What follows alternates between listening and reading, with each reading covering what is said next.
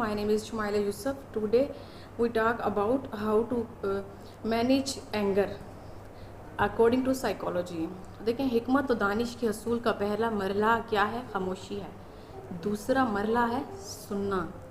जब आप किसी की बात को गौर से सुनते हैं, तहम्मुल और बर्दाश्त से सुनते हैं, तो इससे ये होता है कि आपके अंदर भी ठहराव पैदा होता है, आपकी तबीयत में ठहराव पैदा होता है। जब कभी भी आप किसी की बात को सुनने लग जाते हैं तो आपकी तबीयत में खुद ब खुद ही नरमी पैदा हो जाती है। तीसरा मरला याद रखना है।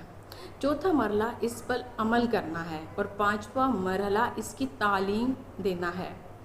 इंसानी दिमाग बहुत से केमिकल्स से मिलकर बनता है। जब इन केमिकल्स में कमी बेशी होती है तो इंसान को बात बात पर गुस्सा आ जाता है। जब ये केमिकल्स बैलेंस रहते हैं तो इंसान को गुस्सा नहीं आता, वो मेंटेन रहता है। तो इंसान को जब आपके जो केमिकल्स हैं इरेगुलर होते हैं तो बहुत गुस्सा आ जाता है।